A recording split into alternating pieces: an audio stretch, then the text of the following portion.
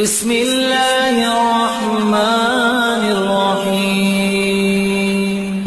مارخور پاکستان کا قومی جانور جو اپنے بلدار سینگوں کی وجہ سے مشہور ہے۔ ان کی حیرت انگیز شکلوں سے ہٹ کر یہ ناہموار پہاڑی بکرے جن کا وزن 110 کلو گرام تک ہو سکتا ہے، یہ پہاڑوں کے بڑے بڑے خلا میں آرام سے چھلانگ لگا سکتے ہیں۔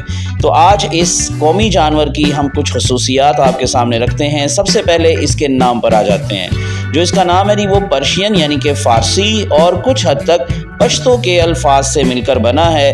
مار کا مطلب ہے سانپ اور خور کا مطلب ہے کھانے والا، تو اس کا مطلب پھر بنتا ہے سانپ کھانے والا۔ لیکن یہ ایک متھ ہے کیونکہ یہ 100% اسٹرکٹلی ہربیورس ہے، تو یہ سانپ تو بالکل بھی نہیں کھاتا۔ مقامی لوک داستانوں کا دعویٰ ہے کہ جنگلی بکری سرگرمی سے سانپوں کا شکار کرتی ہے اور انہیں مارتی ہے، لیکن ان کے ایسا کرنے کا کوئی ثبوت نہیں ہے۔ یہ ناممکنہ طور پر ان کے کارک سکریو یعنی کہ بلدار سینگوں کا حوالہ دیتا ہے جو سانپ کی کوائلنگ شکل کی نقل کرتے ہیں۔ اور ایک یہ بھی چیز مشہور ہے کہ یہ اپنے ٹانگوں سے یعنی کہ اپنے پاؤں سے سانپوں کو مارتے ہیں لیکن کھاتے بالکل بھی نہیں ہیں۔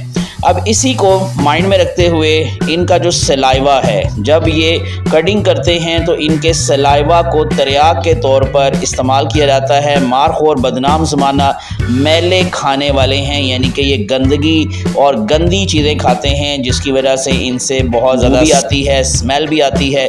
جب وہ چرتے ہیں اور چباتے ہیں تو ان سے گاڑھا جاگدار لعاب نکلتا ہے جو زمین پر ٹپکتا ہے۔ وسطی ایشیا میں مقامی کمیونٹیز سانپ کے کاٹنے کے لیے ایک مؤثر روایتی علاج نکالنے کے لیے خشک جو لعاب ہے اس کو طویل عرصے سے استعمال کر رہے ہیں۔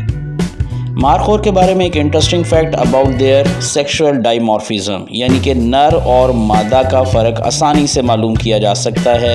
جو نر ہوتا ہے وہ کافی دیکھنے میں بھی بڑا نظر آتا ہے، اس کا وزن بھی فیمیل سے دگنا ہوتا ہے، جبکہ بال بھی اس کے کافی زیادہ لمبے اور گھنے ہوتے ہیں۔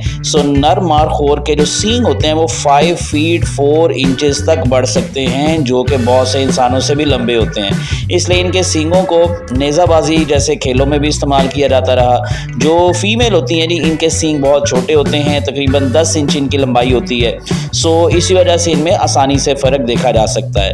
جو نر ہوتے ہیں وہ اپنے سینگوں کا جو استعمال ہے وہ زیادہ طور پر اس وقت کرتے ہیں جب انہوں نے فیمیل کو اٹریکٹ کرنا ہو، تو آپس میں لڑتے ہوئے وہ اپنے سینگوں کا استعمال کرتے ہیں۔ لیکن اس کے علاوہ یہ زمین کو کھودنے میں اور درختوں کی چھال نکالنے میں بھی اس کو استعمال کرتے ہیں۔ پھر درخت پر جس طرح سے آپ کو اینول رنگز دکھائی دیتی ہیں جس سے آپ لوگ درخت کی عمر کا اندازہ لگا سکتے ہیں، اسی طرح سے جو مارخور ہے اس کے سینگوں کے اوپر بھی آپ کو رنگز نظر آئیں گی جن کو کاؤنٹ کر کے آپ ان کی ایج کا بھی اندازہ لگا سکتے ہیں۔ نر اور مادہ جو مارخور ہوتے ہیں ان کا جو بیہیویئر ہوتا ہے وہ بھی ایک دوسرے سے کافی زیادہ ڈیفرنٹ ہوتا ہے۔ جو فیمیل ہوتی ہیں وہ چھوٹے چھوٹے ریوڑ جس میں 8 سے 10 مارخور ہوتی ہیں، فیمیل ہی ہوتی ہیں، تو ان کو ایک لیڈ کر رہی ہوتی ہے، تو اس طرح سے یہ اپنی زندگی گزارتے ہیں زیادہ طور پر۔ لیکن جو میل ہوتے ہیں وہ زیادہ اکیلے ہی رہنا پسند کرتے ہیں، اور اس کی ایک وجہ ان کی جو اڈلٹ ایج ہے وہ بھی ایک دوسرے سے ڈیفرنٹ ہے۔ جو فیمیل ہوتی ہے وہ 2 سال کی عمر میں آلموسٹ اڈلٹ ہو جاتی ہیں، جبکہ مرد جو ہوتے ہیں وہ 5 ایئرس کی ایج میں جا کر اڈلٹ ہوتے ہیں۔ اسی وجہ سے یہ اکیلے اتنا وقت کیوں گزارتے ہیں اس کی بھی اب آپ لوگوں کو سمجھ آ گئی ہوگی۔ اب آخر پر ہم اس کی کچھ کنزرویشن کی بات کریں گے کہ ان کی تعداد میں کمی کیوں آئی اور اس کو کس طرح سے بڑھایا جا رہا ہے دوبارہ سے۔ تو GGT یعنی کہ گلوبل گارڈین ٹرسٹ، اس کے مطابق جیسے میں نے اس ویڈیو کے سٹارٹ پر بھی آپ کو بتایا تھا کہ 2011 کے اندر ان کی تعداد جسٹ 2500 رہ گئی تھی اور ان کو انڈینجرڈ سپیشیز میں شامل کر دیا گیا تھا، لیکن اس کے بعد پھر اس کی تحفظ کی بہتر کوششوں کی وجہ سے یہ تعداد واپس آنا شروع ہو گئی۔ مارخور کو فی الحال IUCN یعنی کہ international union for conservation of nature, انہوں نے اس کو انڈینجرڈ سپیشیز سے نکال لیا ہے کیونکہ 2015 میں اس کی تعداد 5700 تھی یعنی کہ 5700، اور اب جو ہے وہ تقریباً 10,000 کے قریب یہ تعداد پہنچ گئی ہے۔ تو اسی وجہ سے اب اس کو انڈینجرڈ سپیشیز سے نکال کر نیئر ٹو تھریٹنڈ میں شامل کر دیا گیا ہے۔ تو اس کے کم ہونے کی وجہ اس کا شکار تھا، اس کے جو قابل ذکر سینگ ہیں اور اس کی خواہش کی وجہ سے جو اس کا اصل شکاری ہے وہ انسان ہی ہے۔ تو اسی وجہ سے یہ ہنٹنگ کا جو ایک شوق ہے انسان کا، اس کی وجہ سے اس میں تعداد میں کمی آئی، جیسے ہاتھی کو دانتوں کی وجہ سے ان کا شکار کیا جاتا رہا، گینڈے جو ہیں ان کو بھی سینگوں کے لیے ان کا شکار کیا جاتا رہا۔ گرچہ مارخور کا شکار افغانستان، ہندوستان، پاکستان میں غیر قانونی ہے، لیکن یہ غیر قانونی شکار اب بھی ہو رہا ہے اور ان کے سینگ بعد میں بلیک مارکیٹ میں فروخت بھی کیے جاتے ہیں۔